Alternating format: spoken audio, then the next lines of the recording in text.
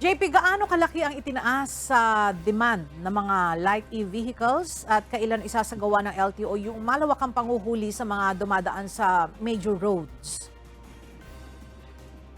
Ella, magandang tanghali. Sa numerong ibinigay nga ni Land Transportation Office Chief Assistant Secretary Vigor Mendoza II, mula sa 1,500 na sales kada buwan sa mga light electric vehicles, umakyat ito sa 6,000 kada buwan sa ngayon. Ibig sabihin, mas mataas na ng 4 na beses ang demand sa mga light e-vehicles. Ayon sa LTO, tumataas ang demand dahil mas maraming gumagamit ng light e-vehicles gaya ng mga naghahatid sa eskwelahan.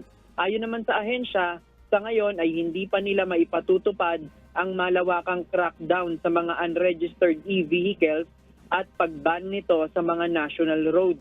Paliwanag ni Asik Mendoza, kailangan pang paigtingin ang information dissemination sa pagpaparehistro at tamang paggamit ng light e-vehicles.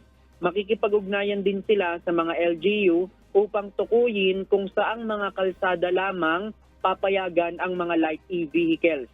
Maaari anyang dito lamang muna sa Metro Manila, kagaya ng EDSA, maipagbabawal ang mga light e-vehicles.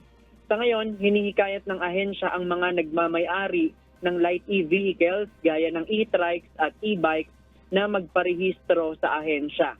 Dapat anya itong mairehistro upang malaman kung compliance ito sa road safety standards gaya ng pagkakaroon ng brake lights at signal lights.